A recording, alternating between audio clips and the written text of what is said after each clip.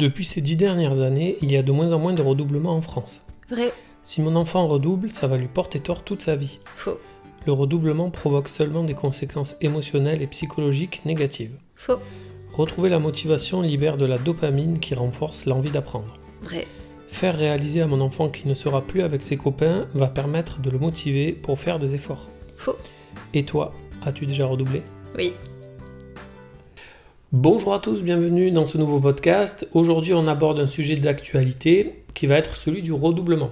En effet, on est à la période du printemps et en tant que parent, j'imagine que vous savez déjà, d'après les conseils de classe qu'il y a eu, si votre enfant va passer dans la classe supérieure ou s'il va redoubler. Donc on va voir avec Laurie. Bonjour. Bonjour Laurie. Comment on peut accompagner l'enfant en cas de redoublement ? Alors première question Laurie, tout d'abord pourquoi un enfant redouble ? Alors il peut y avoir plusieurs raisons. En premier, ce qui est facile, si je puis dire, à avoir, c'est en cas de difficultés scolaires, des difficultés d'apprentissage. Ensuite, il peut y avoir aussi un manque de maturation affective et cognitive, surtout pour les enfants en maternelle et en primaire. Il peut y avoir aussi des problèmes de santé, des problèmes familiaux qui vont engendrer par exemple de l'absentéisme, des problèmes de concentration. Voilà. Tout ça peut faire qu'on peut demander un redoublement. Ok. Est-ce qu'il y a une différence selon les niveaux scolaires ? Alors, en maternelle, c'est rare, par exemple, de proposer un redoublement. C'est vraiment s'il y a un retard affectif et cognitif. Comme je disais au début, c'est pour que l'enfant puisse prendre un petit peu en maturité. Ensuite, en primaire, ça va être vraiment pour consolider finalement les apprentissages de l'écriture et de la lecture. Après au collège, on va proposer le redoublement vraiment pour renforcer certaines bases qui manquent. Au lycée, c'est plutôt rare. Le redoublement est plutôt rare. C'est vraiment s'il y a des grosses lacunes. Et dans les études des niveaux supérieurs, là aussi, c'est plutôt rare. Ça va être vraiment pour de la réorientation. Ça va être dans un autre cadre qu'un manque de connaissances, finalement. Ok. Et du coup, c'est quoi l'impact du redoublement sur l'aspect psychologique et émotionnel ? Alors, il y en a surtout deux principaux, je dirais. Il y a surtout l'impact par rapport au regard des autres. Donc, le regard des copains, qui vont peut-être se moquer, qui vont peut-être juger. Le regard des parents, surtout aussi en premier. Voilà, la peur du jugement de nos parents, parce que nos parents, on veut les satisfaire, on veut leur amour, donc on veut être aussi un enfant, un bon enfant. Donc on a peur du jugement, de leur regard. Donc après, ça va être le cercle familial et même le regard aussi et le jugement des professeurs. Donc déjà celui-ci qui est central. Et ensuite, l'impact vraiment est sur l'estime de soi et la confiance en soi finalement, où l'enfant peut ressentir de la honte, un manque de confiance, d'estime. Le redoublement, c'est rare que l'enfant va le prendre comme une chance. Ça va être plus le parent s'il lui amène cette proposition en disant « Ok, tu redoubles pour telle raison », mais finalement, c'est une chance parce que comme ça, tu repartiras avec plus de force dans ta tête, quoi. Donc les deux principaux, je dirais vraiment, c'est l'estime de soi, la confiance en soi et le regard des autres qui peut être très impactant pour un enfant. Ok. Et au niveau neurologique alors ? Alors au niveau neurologique, il se passe quand même pas mal de choses. Il faut savoir que le stress des devoirs, le stress de devoir réussir à l'école, d'avoir la bonne note, puis le stress du redoublement, tout ça provoque une montée de cortisol. Et le cortisol, ça vient inhiber certaines zones du cerveau qui vont bloquer certains apprentissages parce que ça vient notamment bloquer au niveau de l'hippocampe. Et l'hippocampe, c'est la mémoire. Bien sûr. Voilà, donc c'est pour ça qu'on dit que le stress est très nocif pour le cerveau, parce que ça vient carrément bloquer certains apprentissages. Ensuite, il y a plusieurs facteurs aussi qui sont importants, comme la dopamine par exemple. La dopamine, on sait que c'est vraiment un neurotransmetteur qui joue dans la motivation. Donc pas de motivation, pas de dopamine. Donc il faut arriver à trouver quelque chose de suffisamment motivant pour l'enfant. Donc on commence à le voir un petit peu en primaire, mais je dirais plus au collège, où là, par rapport à la maturité affective et cognitive de l'enfant, à cette période collège, l'enfant il a vraiment besoin de comprendre pourquoi il apprend tout ça finalement. Il a besoin de trouver du sens. C'est ce qui va le motiver. Souvent on entend à cette période-là ah oui, mais à quoi ça va me servir plus tard ? Enfin, à quoi ça sert d'apprendre Pythagore par exemple ? Parce que je sais pas, je vois bien mes parents, ils s'en servent pas, quoi. Et même des fois, on l'entend dans certains discours de parents, oui, ils sont obligés d'apprendre ça, mais ça va pas leur servir plus tard. Là, déjà, je grince un peu des dents. Qu'est-ce qu'on en sait ? C'est déjà donner tous les outils possibles à l'enfant, et un peu comme un jeu de cartes finalement dans la vie, c'est un peu comme un jeu de cartes, c'est d'avoir le plus de cartes possible, donc le plus de connaissances possible, pour ensuite pouvoir piocher et jouer comme on souhaite, et pas se retrouver juste avec 2 cartes et être bloqué dès le premier tour finalement. Donc voilà, donc c'est pour ça je reviens un petit peu sur la motivation, c'est de vraiment trouver quelque chose de motivant pour l'enfant dans les apprentissages, pour permettre d'avoir une bonne sécrétion de dopamine et voilà, renforcer tout ça. Et ensuite, au niveau neurologique, ce qui est important, ça va être le sommeil. Parce que il faut savoir que quand on dort, la nuit, c'est à ce moment-là que la mémoire à court terme, c'est-à-dire ce qu'on a appris dans la journée, va être transférée dans la mémoire à long terme. C'est un petit peu comme quand vous voyez, si vous voulez apprendre le piano, au début le pianiste, mais il regarde les touches et il regarde ses partitions, les notes à chaque doigt, à chaque touche, et puis au bout d'un moment, il regarde même plus les notes, ça va tout seul, quoi. Donc ça montre vraiment qu'au début, quand on regarde les touches, quand on regarde les partitions, à chaque fois qu'on appuie sur une note, c'est de la mémoire à court terme, et quand on peut jouer sans regarder, ou même conduire sans réfléchir aux pédales et tout ça, voilà, ça passe dans la mémoire à long terme. Mais pour l'enfant, c'est à peu près pareil au niveau de ses apprentissages, et le sommeil pour ça est crucial. Donc chez les petits enfants, généralement il y a pas trop de problèmes. Bon, ça arrive que des fois, même chez les jeunes enfants, il y a des problèmes de sommeil, hein. Mais il faut faire attention, parce qu'il y a les dérives avec les ados, bien souvent, qui veulent se coucher tard, parce que les copains font comme ça, parce qu'il y a la série, parce qu'il y a les écrans, bref. Et donc, ça peut venir décaler le sommeil et avoir des manques de sommeil. Donc, ils peuvent avoir aussi des difficultés d'apprentissage.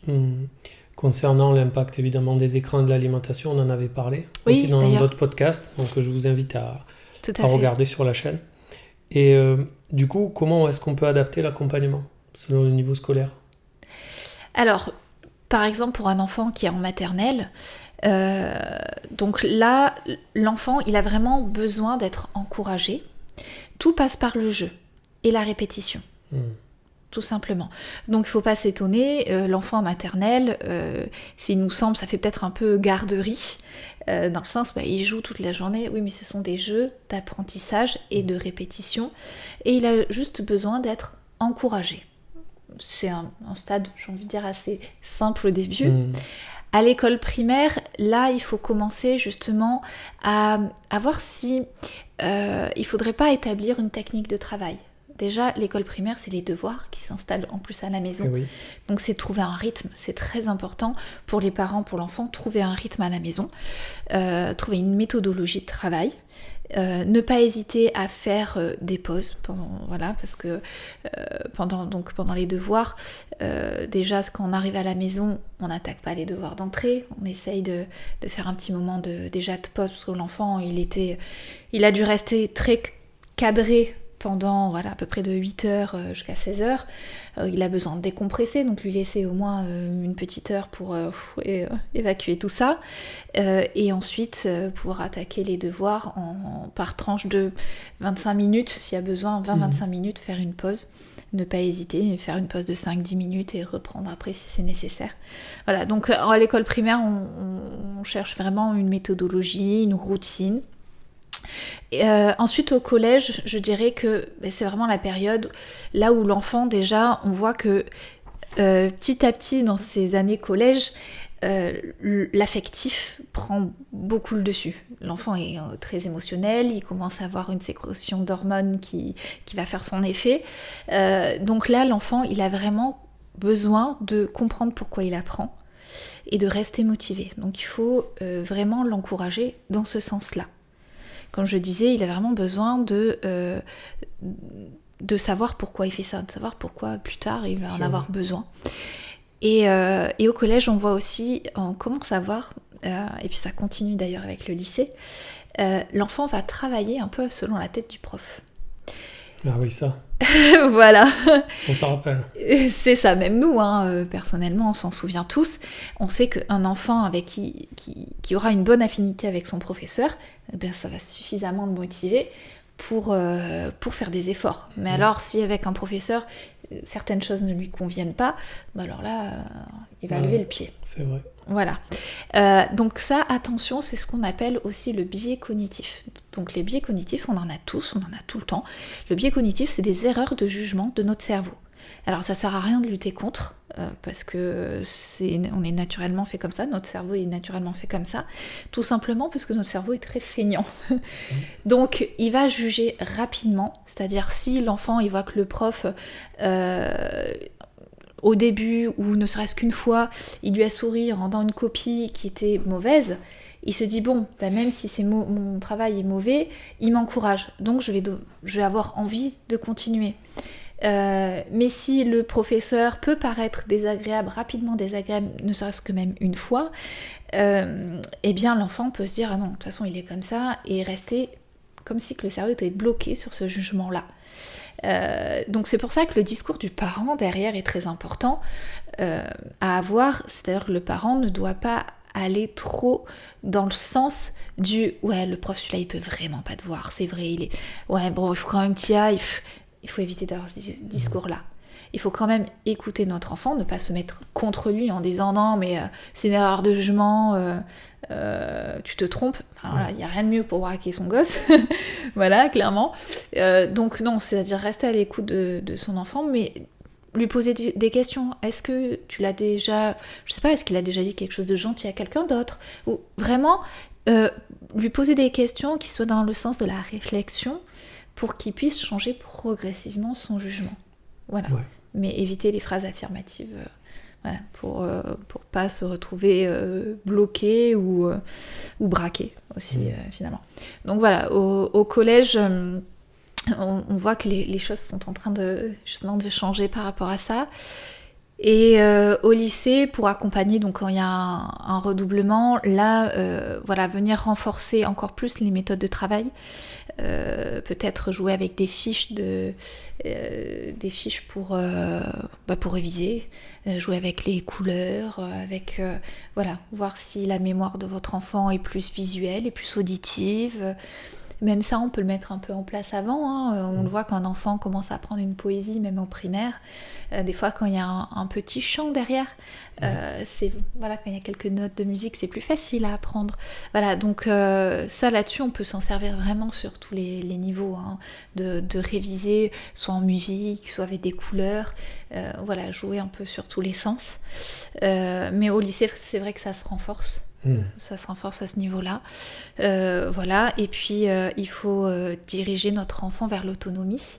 Oui. Donc c'est d'avoir un œil mais sans être trop derrière lui aussi. Voilà, c'est d'arriver à faire un peu cette bascule-là. Et puis après, pour les études supérieures, là c'est généralement l'enfant est presque adulte à ce moment-là. Donc c'est vraiment le laisser gérer un petit peu à sa sauce finalement, si les bases qu'on a données avant sont suffisantes, tout en restant le conseiller de notre enfant. Voilà, sans mettre trop de pression, mais pareil, en essayant de faire les choses avec équilibre, ce qui n'est pas toujours facile, je conçois. Mais là, on a moins la main en tant que parent. C'est sûr. Et du coup, admettons, voilà, là on est au mois d'avril, Oui. On a les conseils de classe qui sont passés, les professeurs commencent à nous dire, bon, ça serait peut-être bien pour votre enfant d'envisager un redoublement pour l'année prochaine. Oui. Comment on peut aborder ça avec lui, nous, en tant que parents? Alors, déjà, le discours à tenir, on va commencer par éviter, peut-être. Il va falloir éviter soit de dramatiser. Déjà, c'est « Oh, mon Dieu !» et tout, mais qu'est-ce qu'on va faire? Qu'est-ce qui va se passer? L'enfant, soit une classe. Voilà. Oui, c'est pas perdre la fin une année, quoi. Voilà, tout à fait. Perdre une année, ça peut être vraiment une chance, parce que l'enfant va gagner en maturité. Peut-être qu'il en a besoin. Il a besoin de plus de temps pour réfléchir. Et là, ce temps lui est donné. Et qui commence sa carrière professionnelle à 20 ans, 22, 23, ou 25, ou même 30. Alors, 30, ça fait peut-être un peu tard. Ouais. Mais à un an près, finalement, ça va pas changer grand-chose.